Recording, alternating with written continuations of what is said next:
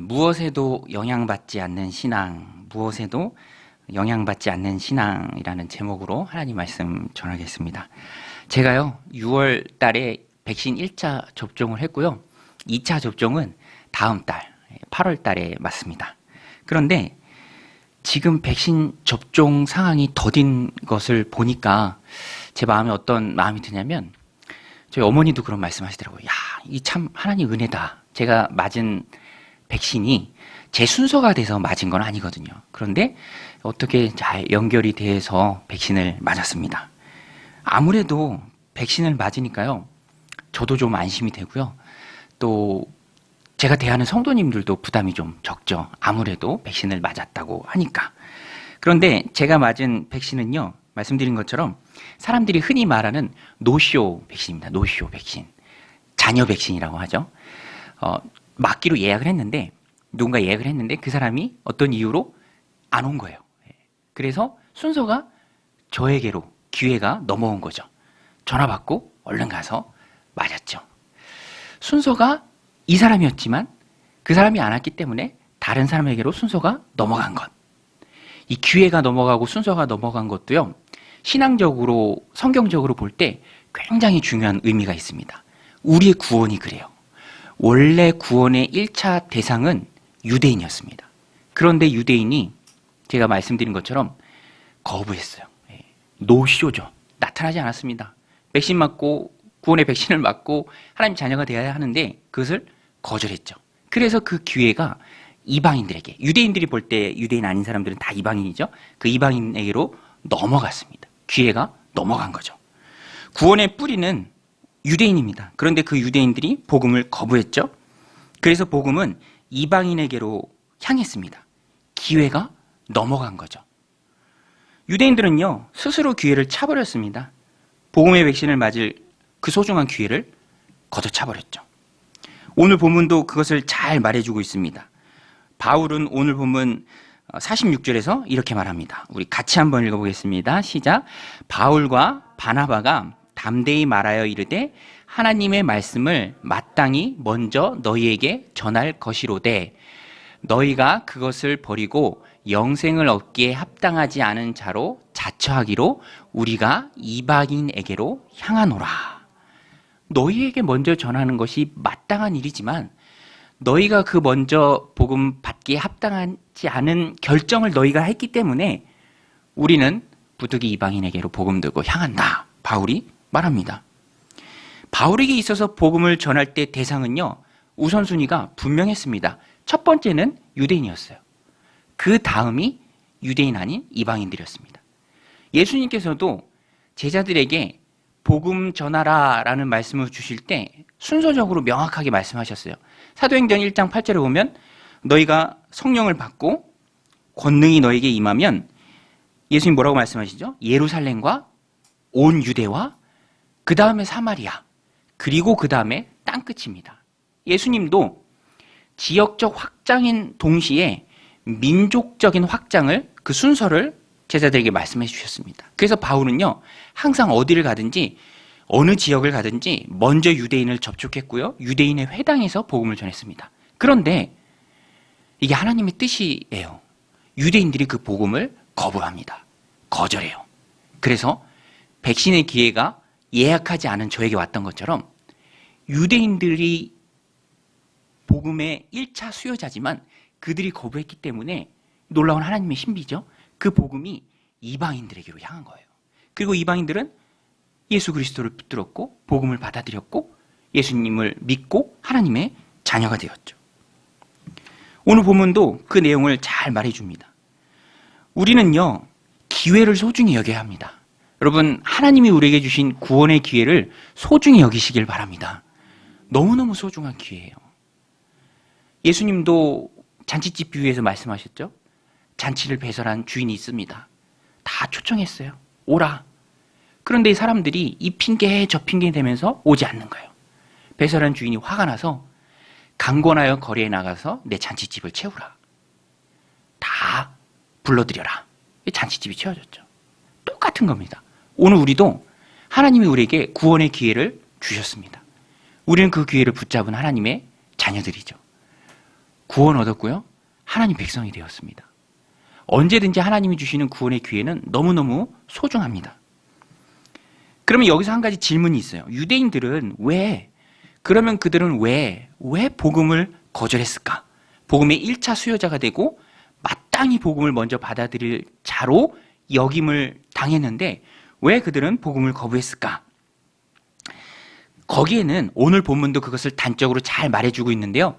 유대인들의 뿌리 깊은 특권의식, 그릇된 선민 사상이 있었습니다. 우리는 아브라함의 자손이다. 예수 그리스도와 상관없이 우리는 아브라함의 자손이다. 이 생각이 그들 머릿속에, 마음속에 가득 사로잡고 있었습니다. 그러니까 도무지 움직이질 않는 거예요. 요동하지 않는 겁니다. 그리고 자기들이 선택받은 하나님의 선민이라는 것을 조금이라도 손상시키는 행위에 대해서는 용납하지 않았어요.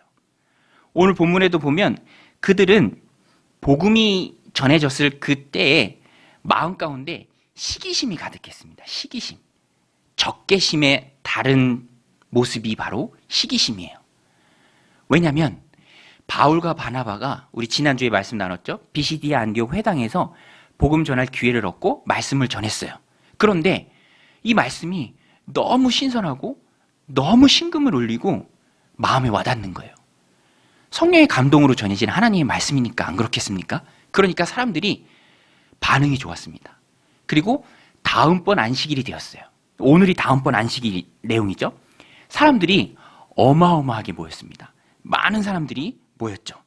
그러니까 기존의 기득권을 가지고 있던 유대인들이 이 다른 지역에서 온 설교자들이 설교했을 때 많은 사람들이 모이는 모습을 보면서 위기감을 느낀 거예요. 가지고 있던 기득권을 빼앗길 염려, 또 사람들의 마음이 저들에게로 다 향할 것 같은 그런 조급한 마음, 이런 것 때문에 사람들이 많이 모이는 모습을 보면서 시기심이 불탔죠. 시기하는 마음이 끌어올랐습니다. 자신들의 영향력이 감소하면 어쩌나 위기의식이 발동해서 그들을 반박하고 비방했습니다. 오늘 말씀 44절, 45절인데요. 우리 같이 한번 읽어보겠습니다. 시작. 그 다음 안식일에 온 시민이 거의 다 하나님의 말씀을 듣고자 하여 모이니 유대인들이 그 무리를 보고 시기가 가득하여 바울이 말한 것을 반박하고 비방하거늘.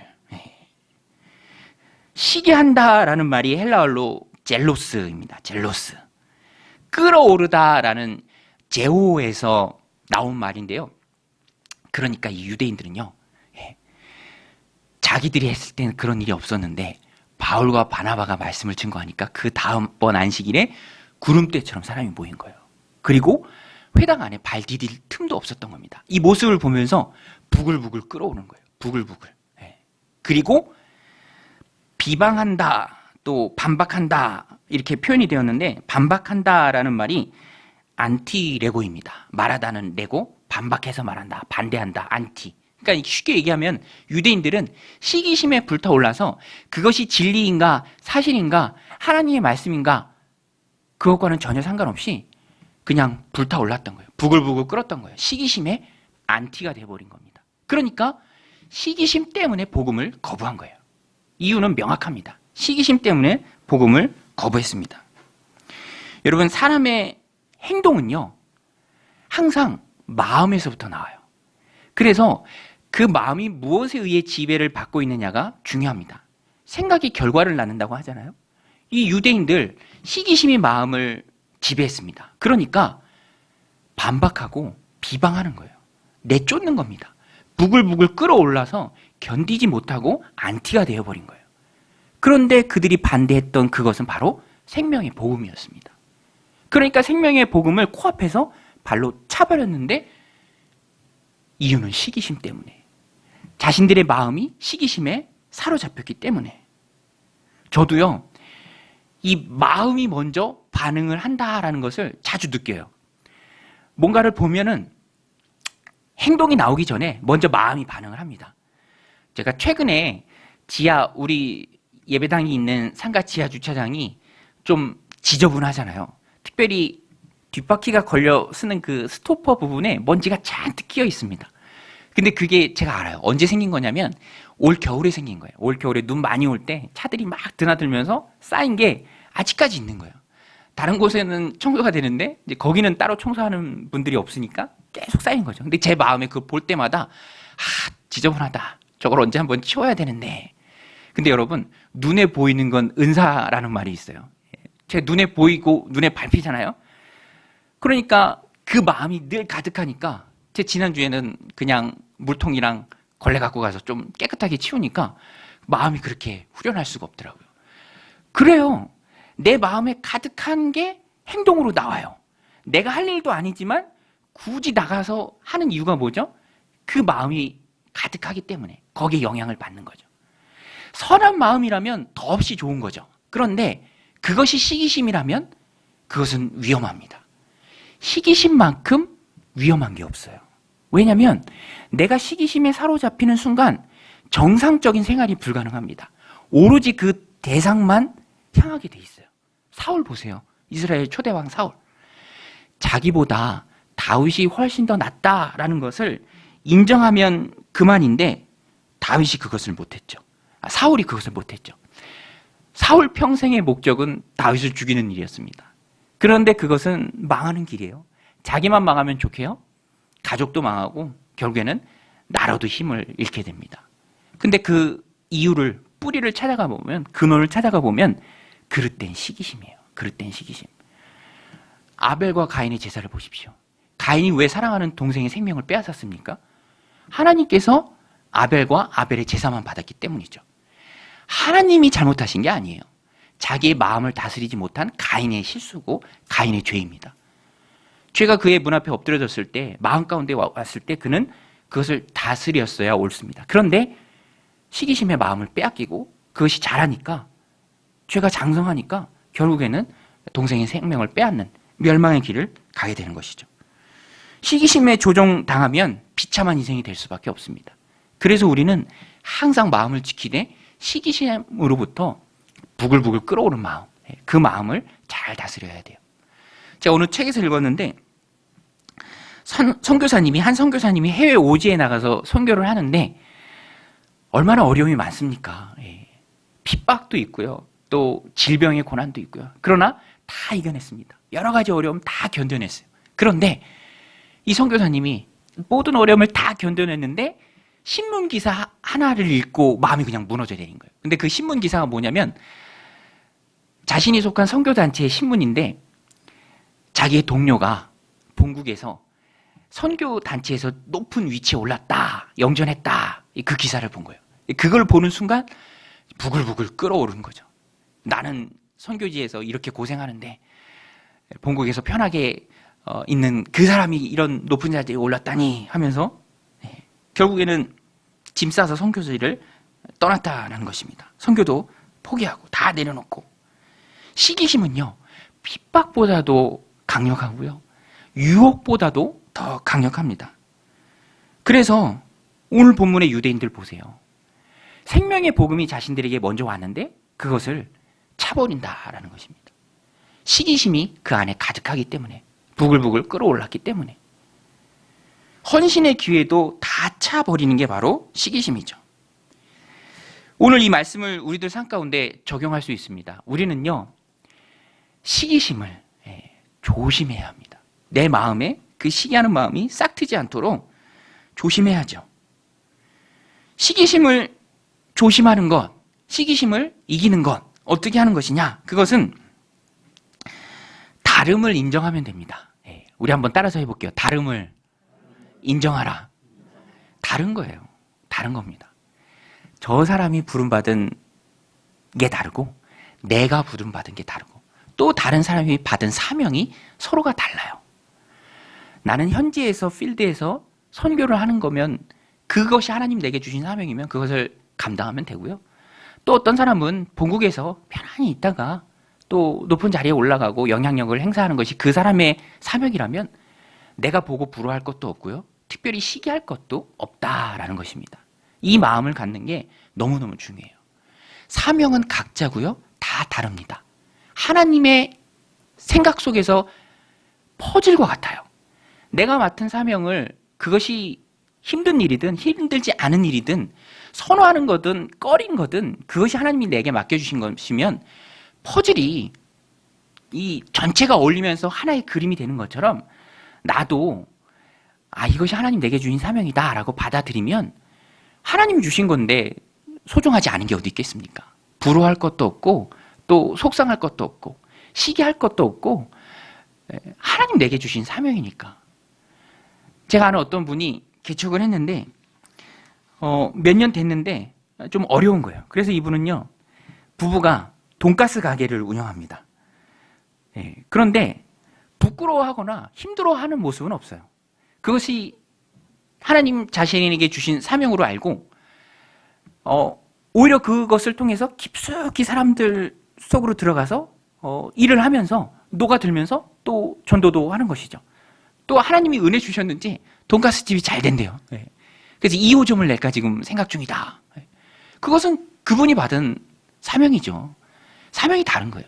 또 제가 아는 어떤 분은 잘 갖춰진, 규모가 잘 갖춰진 교회에 부임했습니다. 그래서 제가 딱 보면은 안정적이에요. 굉장히 안정적이다. 목회만 열심히 합니다. 또 짐을 나눠질 부교육자들도 여럿 있으니까 뭐 새벽 예배 인도도 본인에게 주어진 뭐 일주일에 한 이틀 정도만 하고, 또 잘 갖춰져 있으니까 주중에도 등록하시는 분들이 계시대요. 주중에도. 담임 목사랑 얼굴도 모르는데 주중에 와서 등록하고 가고 또 온라인으로 설교도 듣고 헌금도 하고, 그런 안정적인 상황 속에서 목회를 하는 분도 있어요. 그런데 각자가 받은 사명이 다 다르다는 거죠. 하나님 내게 주신 것으로 알고 그 가운데 충성하면 구태여 남을 부러워할 것도 없고요, 시기할 것도 없고요, 또 상대적인 박탈감을 누릴 것도 없습니다. 그냥 퍼즐이다. 하나님 주신 사명이다. 저도 강동 정육교회를 성도님들하고 시작할 때 하나님이 제게 주신 것들을 이렇게 보면 하나님이 나를 개척으로 부르시나 보다, 그런 마음이 들어요. 그러면 하나님 입장에서 어떤 분은 이렇게 하고 어떤 분은 저렇게 하고, 그런데 나에게 주신 달란트는 이것이고 내게 주신 상황과 여건이 이것이기 때문에 나는 이것을 하나님 뜻으로 알고 여기에 충성하며 나간다 라고 생각하면은 그 사역 가운데 기쁨이 있고요, 즐거움이 있다라는 것입니다. 하나님이 우리에게 주신 사명은 각자가 다 다른 줄로 믿습니다. 그 사명 가운데 충성하면 되는 거예요. 그러면 왜 유대인들은 어리석게 그 복음을 거부합니까? 그 생명의 복음을, 너무너무 귀한 기회인데 어리석은 것이죠. 시기심의 마음을 사로잡힌 것, 어리석인 것입니다. 신앙은요, 믿음의 주요 온전케 하시는 예수 그리스도만 바라보는 게 신앙인 줄로 믿습니다. 그게 신앙이에요. 이 사람 바라보고 실망하고 저 사람 바라보고 실족하고, 어떤 때는 상대적 우월감을 느끼고 어떤 때는 상대적 박탈감을 느끼고 업앤다운이 심하고, 그거는 건강하지 못한 신앙이죠. 내게 주신 사명으로 알고 다른 것 바라보지 않고 믿음의 주요 온전하게 하신 하나님만 바라보고 나아가는 것이 바로 신앙입니다. 바울도요, 똑같은 일이 바울에게 있었습니다. 사람들이 시기심 때문에 바울을 이렇게 했던 경우가 똑같이 있었어요. 그런데 바울은 조금도 시기하지 않았습니다. 오히려 주님만 바라봤기 때문에 흔들리지 않았어요. 빌립보서 1장에 보면, 빌립보서가 옥중서신이죠. 바울이 옥에 갇혔습니다. 바울이 가장 좋아하고 열심히 하는 게 바로 선교고 전도예요. 옥에 갇혔으니까 그 사역을 못합니다. 그러니까 바울을 시기하던 사람들이, 그리스도 안에 있는 사람들이에요. 이 사람들이 바울로 하여금 실망하게 하려고 열심히 복음을 전하는 거예요. 우리 이렇게 복음 열심히 전한다. 벌써 교회 많이 세웠어. 믿는 사람들이 많아. 너는 감옥에 있으니까 못하지? 이런 마음으로 했어요. 그런데 바울은요, 어떤 마음이었냐면, 내가 감옥에 있었는데 감옥에 있어서 못하고 있는 이 순간에 저들이 저렇게 부흥을 이뤄낸단 말이야? 막 부글부글 끓는 것이 아니라 오히려 기뻐하고 기뻐했습니다. 그 말씀이 빌립보서 1장 17절 18절에 나오는데 우리 같이 한번 읽겠습니다. 시작.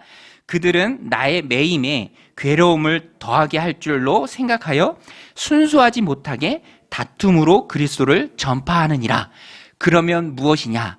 거칠애로 하나 참으로 하나 무슨 방도로 하든지 전파되는 것은 그리스도니 이로써 나는 기뻐하고 또한 기뻐하리라. 할렐루야. 우리가 가져야 할 마음이 이거예요. 참으로 하든지 거칠애로 하든지 나를 괴롭게 하려고 하든지 어찌 되었든지 전파되는 것은 그리스도가 아니냐. 그 그리스도를 통해서 죽어가는 많은 영혼들이 다시 생명을 얻지 않느냐. 하나님 백성이 되지 않느냐. 나는 그것으로 만족한다. 그러니까 바울이 기뻐하고 기뻐하노라 라고 고백할 수 있는 겁니다. 여러분, 하나님 기뻐하시는 공동체는요, 시기심 없이 다른 사람이 잘 되는 그 모습을 보면서 함께 기뻐하고 기뻐하는 그 공동체가 좋은 공동체인 줄로 믿습니다. 함께 기뻐하고 기뻐하는 거죠. 그래서 참된 기쁨은요, 성령의 열매예요. 성령님이 주시는 것입니다. 부모의 마음이 그래요. 부모의 마음. 여러분, 부모가 되면 자녀가 나보다 더 잘 되기를 원하잖아요. 그렇죠? 네, 저도 아내랑 같은 대학을 나왔습니다. 그래서 우리 아이들 무슨 그런 의미 없는 대화를 할 때가 있잖아요. 우리 아이들 무슨 대학 보낼까? 우리 나온 대학 가면 좋겠지. 뭐 이런 얘기를 하면은 서로 그래요. 아, 그래도 우리가 나온 대학보다는 더 좋은 대학을 나와야지. 예. 안 돼. 뭐 내가 나온 대학 이상만큼 좋은 대학 보내면 안 돼. 그렇게 얘기하는 부모가 어디 있겠습니까? 예. 그 대학은 우리 부모 대에서 끝내고 더 좋은 학교를 가라 이렇게 말하는 게 부모의 마음이죠. 자녀가 부모를 뛰어넘었다 그래서 키가 더 잘하고 또 더 역량 있게 좋은 일들을 힘 있게 일한다고 해서 그것을 희생할 부모가 어디 있겠습니까? 우리도 그런 마음을 가져야죠. 부모의 마음입니다. 부모의 마음. 예. 저는요, 성도님들이 다 잘 됐으면 좋겠어요. 할렐루야. 예. 성도님들이 뭔가 잘 됐다 그런 소문이 들어오면 그렇게 기쁠 수가 없어요. 예. 오늘 우리도 그런 기뻐하고 기뻐하노라. 세상은 그렇지 않아요. 시기심으로 점철되어 있습니다. 그러나 하나님의 공동체는 거룩한 공동체고 성령이 다스리는 공동체고 달라야 하는 공동체죠. 오늘 말씀을 마음에 새기고 바울처럼 아버지의 마음으로 함께 기뻐하는 기쁨이 넘치는 그런 귀한 공동체가 되시기를 축원합니다. 유대인들이 시기하는 마음으로 복음을 거절했기 때문에 이 복음은요, 이방인에게로 향했습니다. 그런데 여러분, 이것이요, 아주 하나님의 큰 신비예요. 예. 유대인들이 거절했기 때문에 이방인에게로 복음이 향한 거예요. 이쪽으로 흘러가야 되는데 거기가 막혔기 때문에 다른 쪽으로 흘러가서 그 지역이 더 풍성하게 되는 겁니다. 그러니까 이게 너무너무 놀라운 하나님의 신비입니다. 그리고 유대인들의 시기심으로 점철된 그 마음 때문에 복음을 거절했던 그 일도 하나님이 선으로 바꾸세요. 그래서 복음이 우리에게도 전해진 거죠. 온 우리도 예수님 믿고 하나님 자녀가 되었습니다. 이런 놀라운 일들이 바로 하나님의 신비죠. 로마서 11장 25절에서 바울은 그래서 이것을 놀라운 하나님의 신비다. 이방인의 충만한 수가 구원받기까지 이스라엘에 얼마는 이런 어리석은 짓을 할 것이다. 우둔해질 것이다. 로마서 11장 25절인데 우리 같이 한번 읽겠습니다. 시작. 형제들아, 너희가 스스로 지혜 있다 하면서 이 신비를 너희가 모르기를 내가 원하지 아니하노니 이 신비는 이방인의 충만한 수가 들어오기까지 이스라엘의 더러는 우둔하게 된 것이라. 예. 하나님의 놀라운 섭리입니다. 우린 이렇게 얘기할 수 있어요. 하나님의 은혜다. 하나님의 섭리다.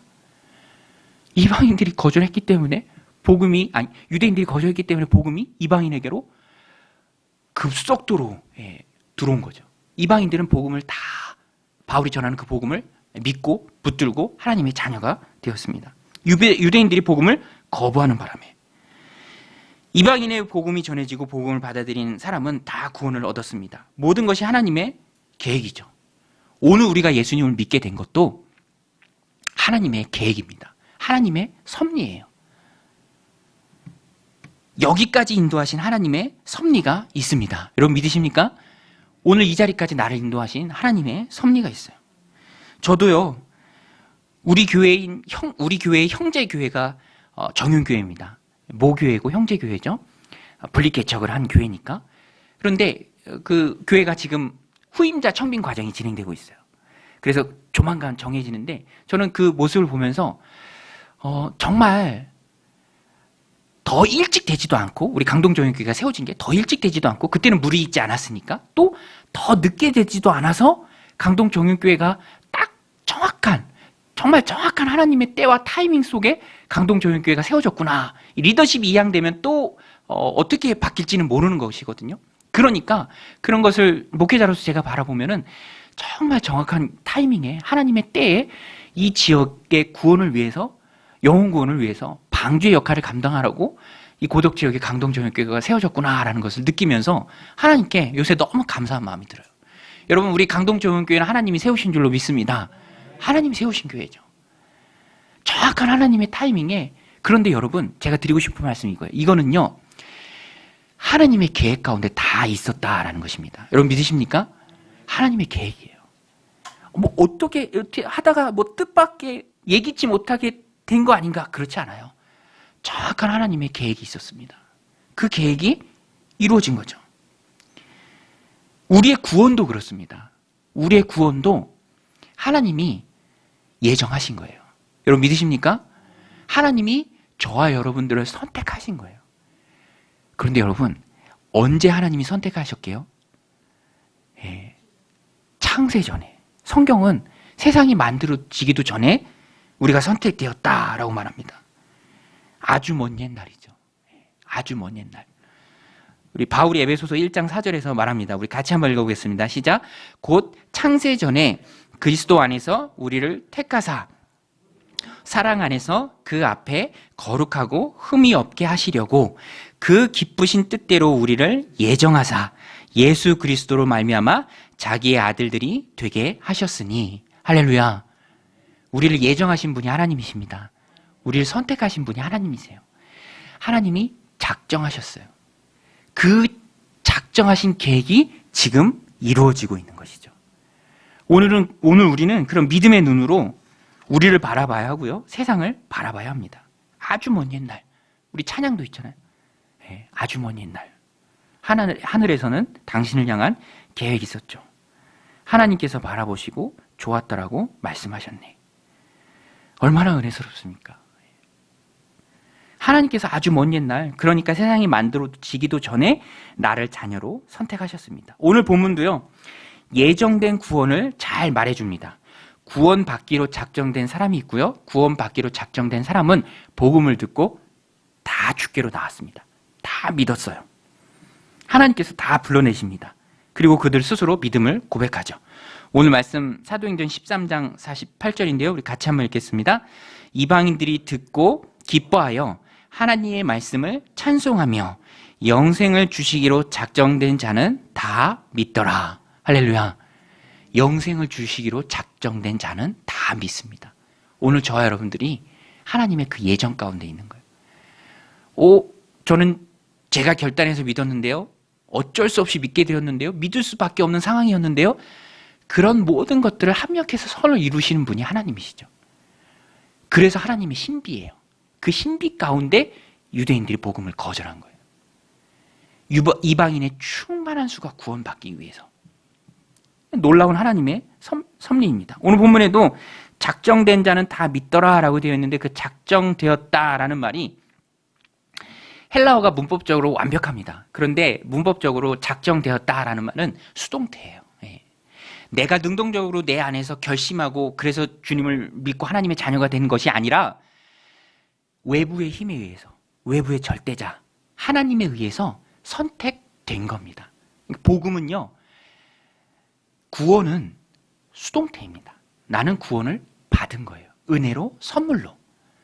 하나님의 자녀가 된 것이죠. 그리고 작정되었다라는 말도 시제상으로는 과거에 있습니다. 완료의 행위예요. 과거의 어느 시점에 선택이 되어진 것이고 완료가 된 겁니다. 그리고 그 선택되어진 것이 지금 드러나는 것이죠. 그러니까 하나님 말씀대로예요. 우리는 창세전에 하나님 자녀로 선택되었고 지금 하나님을 믿는 믿음을, 우리 예수님을 믿는 믿음을 고백하게 된 것이죠. 그것이 지금 나타나는 것입니다. 이유와 사정은 각기 다 다르지만 그 이면에서 부르신 분은 하나님이세요. 여러분 믿으십니까?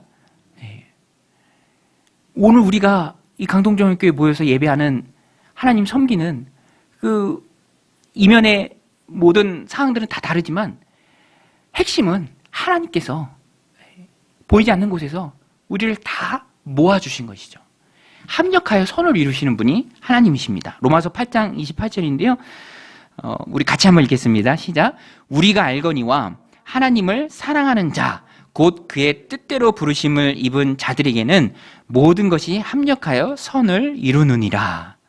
모든 것이 합력하여 선을 이루는 것이 하나님 뜻대로 부름받은 우리의 삶입니다. 그러니까 우리는 하나님의 주권, 하나님의 섭리, 하나님의 계획, 하나님의 작정, 하나님의 예정, 그것을 믿고 신앙생활하는 자들이에요. 특별히 우리 교회는 장로교회입니다. 하나님 절대 주권을 믿음과 신앙의 뿌리로 두는 사람들이에요. 하나님이 우리를 선택하셨죠. 그래서 우리는 오늘 말씀이 적용이에요. 어떤 일에도 낙심하지 말라. 오늘 말씀의 제목이죠. 무엇에도 영향받지 않는 신앙. 하나님의 예정을 믿는 사람들입니다. 여러분, 오늘 우리는 작은 일에 낙심하는 자들이 아닌 줄로 믿습니다. 우리 한번 따라서 할게요. 낙심하지 말자. 예, 낙심할 일이 세상에 많아요. 얼마나 많은지 모릅니다. 그러나 우리는요, 합력하여 선을 이루시는 하나님을 믿습니다. 지금은 힘들지만, 지금은 어렵지만, 지금은 고난이지만, 고난의 이유는 나중에 알게 되면, 야, 이것도 하나님의 뜻이었구나. 합력하여 선을 이루시는 하나님의 날 사랑하시는 섭리였구나. 우리가 고백할 수 있어요. 여러분 믿으십니까? 저희 어머니도요, 부모님도 제가 어렸을 때, 제가 일전에 말씀드린 적 있죠? 과수원 하셨습니다. 포도밭 하셨고요. 복숭아 하셨어요. 저는 사실인지 모르겠는데, 복숭아 이렇게 어머니가 머리에 이고 제 손 잡으면서, 복숭아 사세요. 복숭아 사세요. 이렇게 하셨다고도 들었어요. 힘들죠. 그런데 더 힘들었던 것이, 한 번은 태풍이 와서, 경기도 중심부로 태풍이 한 번 와서, 그 포도밭이 폭삭 주저앉았어요. 폭삭. 그거 어떻게든지 한번 살려보겠다고 포크레인 불러서 일으켜 세우는데, 일으켜 세워지나요? 안 세워지죠. 그래서 할 수 없이, 하는 수 없이 했던 게 바로 젖소 목장이에요. 젖소 목장. 그런데 이 일이 진짜 효자생업이 된 거예요. 효자생업. 부모님도 좋아하시고. 그래서 아직도 하고 계세요. 30년 넘게. 그러면서 언젠가 한번 어머니가 그런 고백도 하세요. 아, 그때 포도밭 안 무너졌으면 어떡할 뻔했어. 그럼 아직도 제 손 잡고 복숭아 사세요. 그러실 수도 있죠. 그러니까 우리의 인생은요, 단견적으로 볼 때 단정 지어서 말할 수 없습니다. 지금은 힘들죠. 그러나 우리가 보지 못하는 하나님의 큰 그림이라는 섭리가 있습니다. 나중에는요, 청년들도 그런 고백 많이 해요. 아, 그때 안 헤어졌으면 어떡할 뻔했나. 그때 안 떨어졌으면 어떡할 뻔했나. 그때 안 망했으면, 그때 안 잘렸으면. 현재는 힘든 일이지만 우리를 사랑하시는 하나님의 놀라운 섭리 가운데 이 일이 바꾸시는 하나님을 통해서 선하게 바꿔지죠. 요셉이 성경에 나오는 대표적인 예죠. 형들이 요셉을 팔았습니다. 요셉이 얼마나 아무리 힘들어도 형들이 팔았으니까 그 마음이 얼마나 그 트라우마가 심했겠습니까? 하루아침에 사랑받는 아들에서 애굽의 노예. 당시 노예는 그냥 주인의 소유물이잖아요. 그럼에도 불구하고 이것이 하나님의 섭리였죠. 나중에 요셉이 깨닫고 요셉이 뭐라고 고백하냐면 창세기 50장 20절에서 이렇게 고백합니다. 당신은 나를 해하려 하였으나 하나님은 그것을 선으로 바꾸사 오늘과 같이 많은 백성의 생명을 구원하게 하시려 하셨나니. 여러분, 하나님은 고난을, 악을 선으로 바꾸시는 분인 줄로 믿습니다. 선으로 바꾸시는 분이에요. 우리는 그 하나님을 믿어야 돼요. 그래서 합력하여 선을 이루시는 하나님이 나의 하나님이시기 때문에 내가 세상을 살아가면서 만나는 작은 일에 우리가 낙심할 필요가 없다라는 것입니다. 내 삶은 하나님의 섭리 가운데 있고요. 하나님 손에 있습니다. 그리고 하나님은 나를 사랑하시는 나의 아버지세요. 그러니까 과도히 슬퍼하거나 과도히 염려할 일이 없다는 것입니다. 오늘 우리가 당면한 전염병의 시간들도 그렇게 해석하는 것이 맞습니다. 이 시간을 통해서 우리는 깊이 하나님을 더 의지할 수 있고요. 믿음의 신앙의 뿌리를 더 깊이 내릴 수 있고요. 더 단단해질 수 있습니다.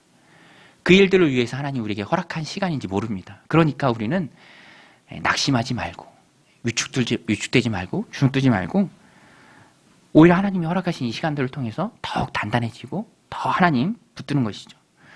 우리의 신앙은요, 영향받지 않는 신앙인데 동물로 비유하면 정원동물이에요. 여러분 정원동물, 변온동물 아시죠? 정원동물은 체온이 일정합니다. 정해져 있어요. 주위의 영향을 받지 않습니다. 반면에 변온동물은 체온은 주변 온도예요. 어디를 가든지 주변의 온도에 영향을 받습니다. 추워도 못 살고요, 더워도 못 살죠. 그러나 우리는 달라요. 그렇지 않습니다. 영향받지 않는 하나님의 자녀들이에요. 더워도 살고 추워도 삽니다. 어떠한 환경 속에서도 하나님 꼭 붙들고 살아내는 믿음이 있다는 것입니다. 상황과 관계없이 일정한 것이 바른 신앙이죠. 평온할 때도 믿음 잘 지키고요, 코로나 4단계일 때도 그 믿음의 변함은 없어야 합니다. 예. 똑같은 것이 바로 하나님 기뻐하시는 믿음과 신앙입니다. 오늘 본문 보세요.